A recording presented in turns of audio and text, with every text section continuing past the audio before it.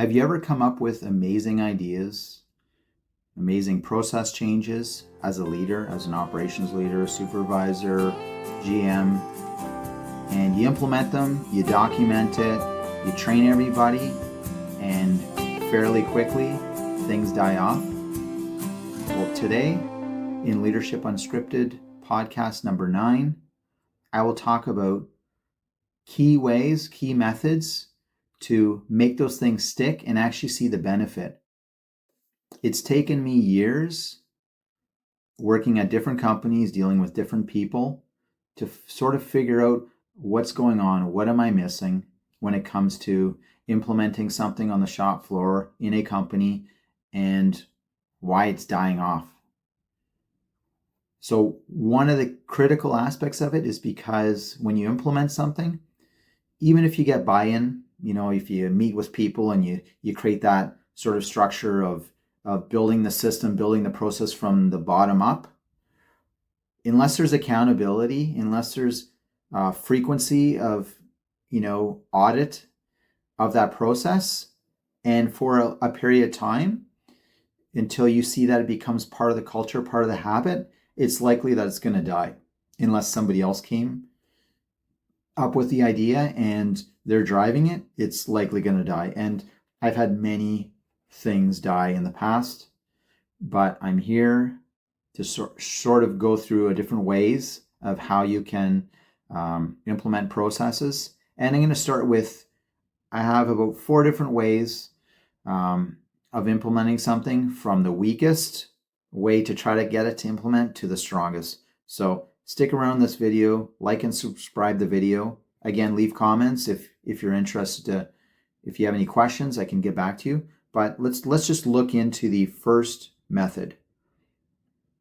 So the weakest one, I would say, is posting a compliance on the public board. So how compliant is the person or the people following the process that you've implemented? So let's say you've implemented a process, something very simple.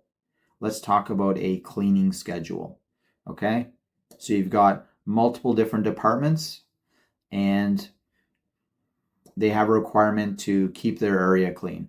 You've come up with a checklist of things that have to happen, and you work with the people on developing this checklist. You get a couple of employees, a couple of supervisors from the different areas, and you develop this checklist and their way of using this checklist. Let's say it's a weekly checklist, and they go through and they do those tasks. Wash the floor, put away anything that's not being used, throw out old paperwork, simple things like that. And then what you do, if you have 10 departments, you post the compliance. So here's your departments. You post the compliance by, let's say, a week. So you have each department and their compliance to that. So if the people are all self-motivated, no problem. They're going to see that they're underperforming against their peers, and they're going to drive their own performance because they're going to see a comparison and a competition because everybody sees the compliance of that new process. But it's unlikely that everybody in your leadership team is self-motivated. You're going to have people that are procrastinators, people that have other things going on in their life, maybe not engaged in work anymore. Whatever the situation is, you're going to have other people other than all self-starters and self-motivated. So those people are likely not going to continue on with it. They're just going to procrastinate, just not do it. They're going to miss a week. Next thing you know, they're going to miss 2 weeks in a row. Pretty soon they're not doing it at all, even though the other people are still doing it consistently. Unless you come and micromanage them, they're not going to do it. So that is in my mind, that is a way you can do it.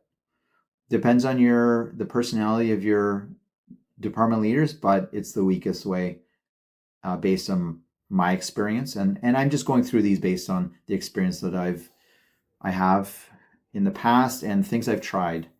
The second one would be department to department audits and results.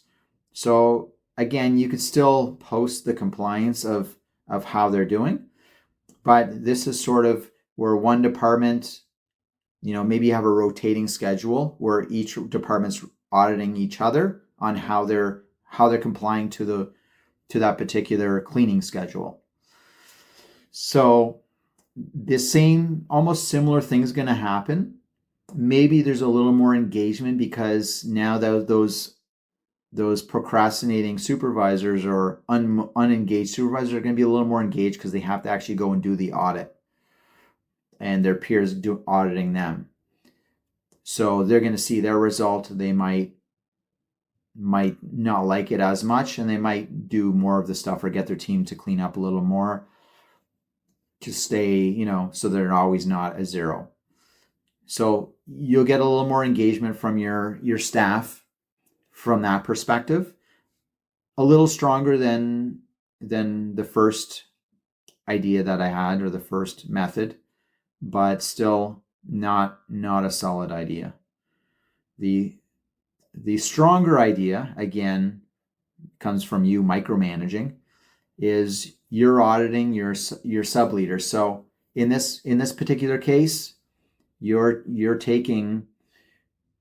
implementing the process, and now you're the one who's auditing your employees every week, let's say, on how well your department leaders are managing their employees.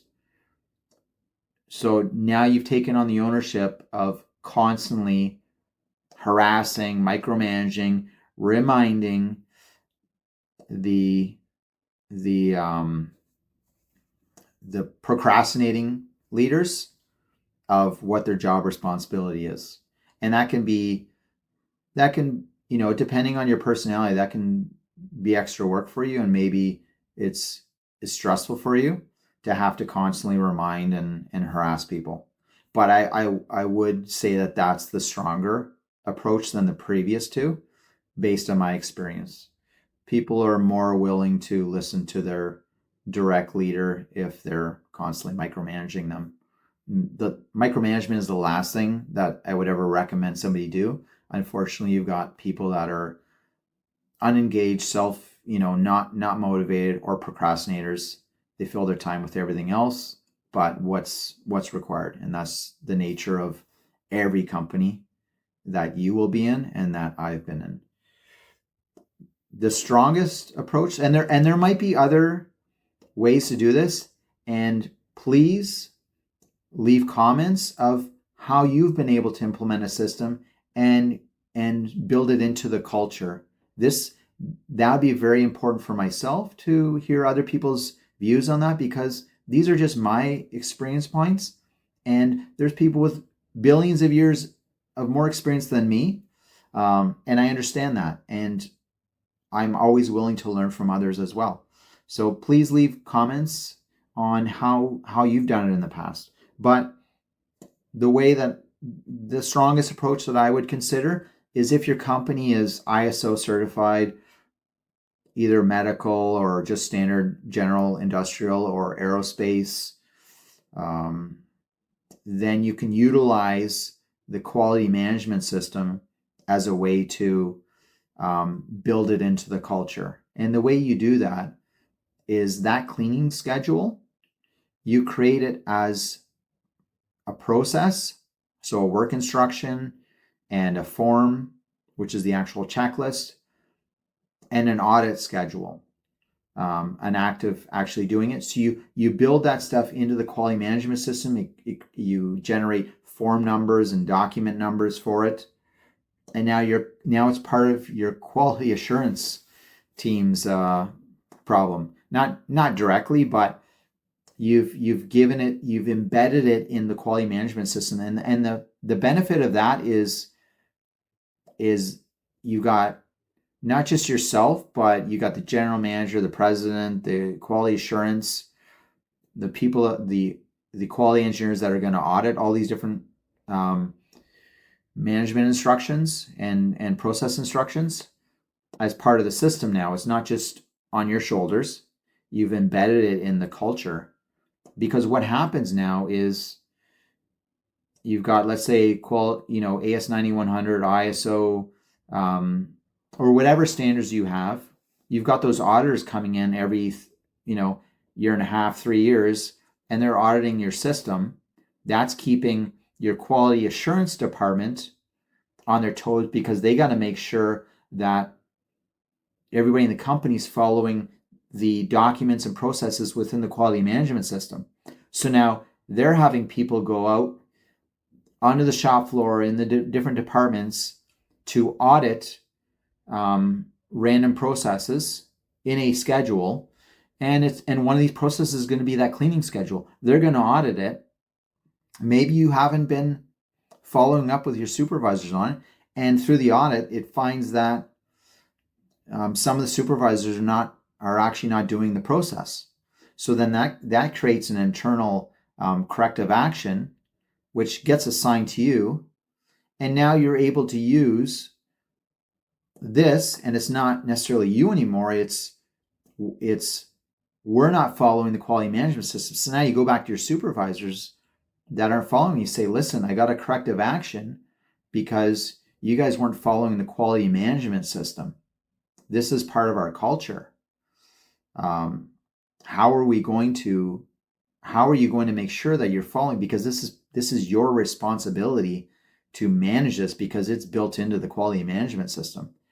So now you've got more leverage, because it's part of that quality management system, to keep your supervisors accountable, because last thing they want is to have a second finding a year later when they go and do a full audit again, or have the external auditor, have a minor finding because that supervisor, it sort of advertises the supervisor or leader's underperformance because they weren't willing to do what their responsibility was. That is, in my mind, the strongest way to embed a process and have it be part of your culture. So if you have a particular scenario, you can send me an email, you can drop it in the comment on something that you're trying to figure out how to embed it. And either I will take a look, respond. As well, there might be somebody else that sees that comment on this video that also might have some comments on how to fix that. So next week, I will be releasing a video on how to deal with underperforming employees. So this could be employees, this could be leaders, but how to deal with underperforming employees.